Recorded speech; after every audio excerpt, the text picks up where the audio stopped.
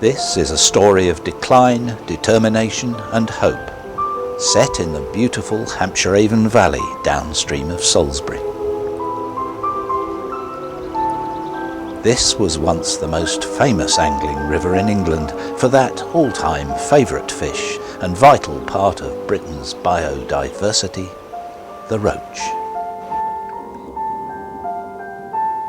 Most adaptable of fish, roach live pretty much everywhere, in lakes and canals as well as rivers, but the Avon's fast-flowing, chalk-filtered waters are the mecca for big roach. But not anymore. Shoals like this have become extremely rare, and though the reasons are many and complex, there's one that's decisive. A foreign invader that pillages our rivers and lakes. The cormorant, a silverfish killer unmatched in nature.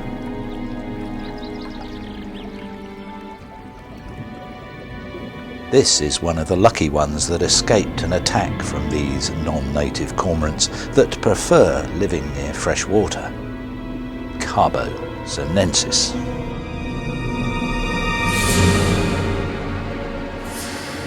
These cormorants started to colonise inland from Europe in the early 80s, and by 2005 they'd increased to 2,096 breeding pairs. Wintering numbers now stand at more than 23,000, and each cormorant eats about a pound of fish a day, so it's no wonder that recent Environment Agency surveys have shown that most of the middle reaches of the Avon are devoid of roach. So once famous places like Ibsley Bridge, scene of many catches of a lifetime, have virtually no roach left alive.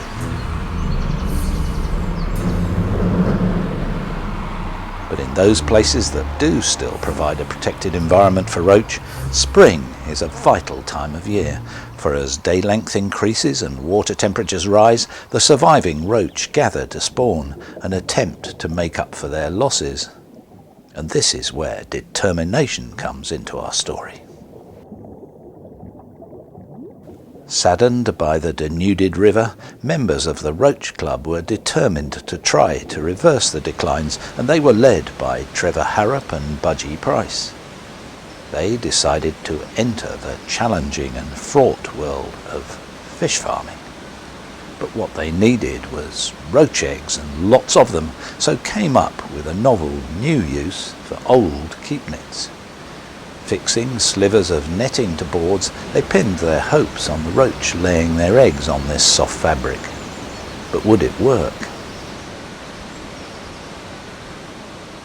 Their dream was to restore self-sustaining populations of true Avon roach, and planned not only to raise thousands of them for release along the river valley, but to create habitat where they would be protected from predators at their most vulnerable time of life. Roach prefer to lay their eggs onto strands of this willow moss, or fontanalis to the scientist among us. But collecting eggs off this weed is difficult, so if the roach lay on the netting, life will be much easier. Nearby are Trev and Budgie's spawning boards, and the roach have gathered alongside them and seem interested in this new idea. In fact, they're like bees round a honey pot, and compared to fontanalis, they prefer the netting.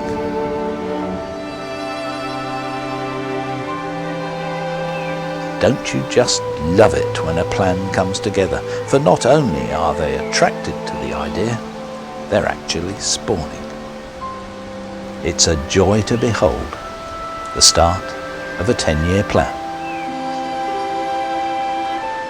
Gatherings like this are a predator magnet, so the roach are nervous, not just of the one-eyed camera, but of that traditional foe, the pike.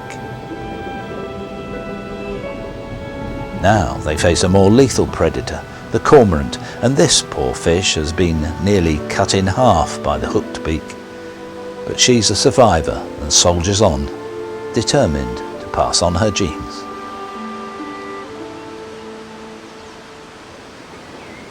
If all goes to plan and water temperatures remain suitable, the nets will be covered with eggs within a few days.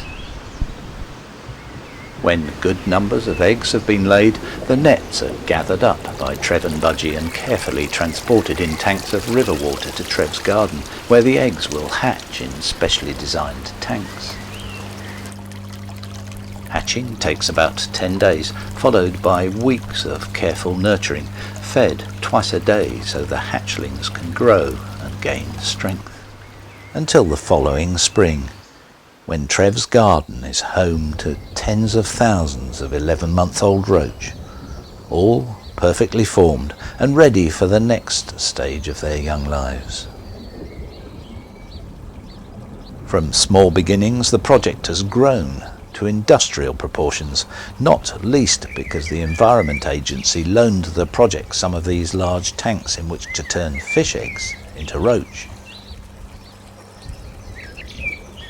Now they have to embark on the next stage of their journey to adulthood.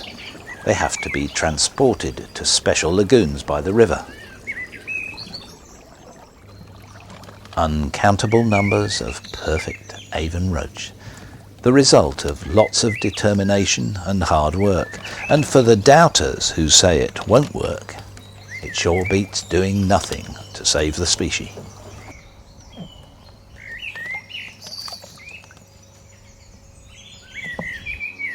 Supporters like James Allen from the Environment Agency and riverkeeper Pete Orchard believe that doing nothing isn't an option, and it's at times like these, when thousands of baby roach have been raised to kick-start the recovery, that hope and optimism triumph.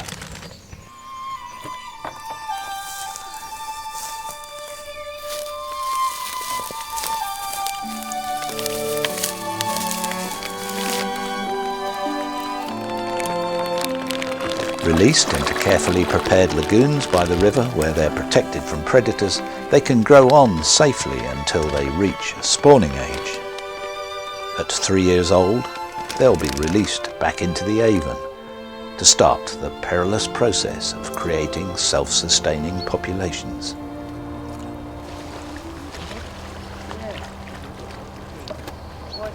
Many hundreds of little roach, now 3.5 years old, are released each year in several stretches of the Avon, and though small, these roach will be ready to spawn next spring and start the long process of reinstating self-sustaining populations throughout the river.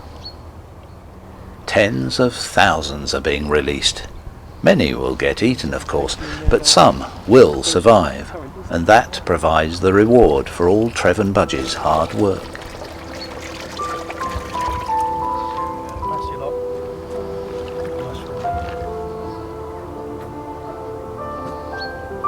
Natural freshwater ecosystems rely on well-balanced predator-prey relationships if our wildlife is to thrive, and these young roach may help to revive the natural order.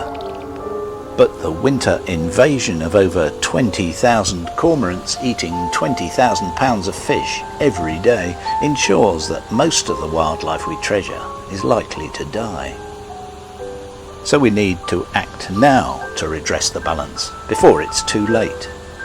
And you can help by lobbying your MP for a change in the law, allowing us to protect our wildlife more effectively from those deadly hooked beaks. Creating habitat that allows the roach to grow up safely is the next stage in the 10-year plan, and if we're allowed to control predators, we will give them a chance. And who knows, maybe in 10 years' time some will have survived to grow into those legendary giants that made the river famous, and we must try to save them, for without roach the Avon has lost some of its soul.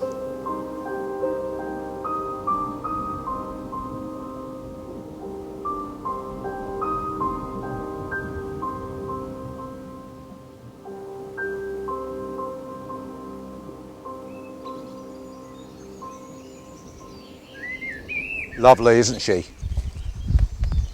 But you know, there's a real danger that beautiful big roach like this can could soon become virtually extinct in our waters. Our fish need protection from cormorant attack. We need you to write to your MP, and you can do so using this card that you can find on the Angling Trust website. Our fish need your help, and they need it now.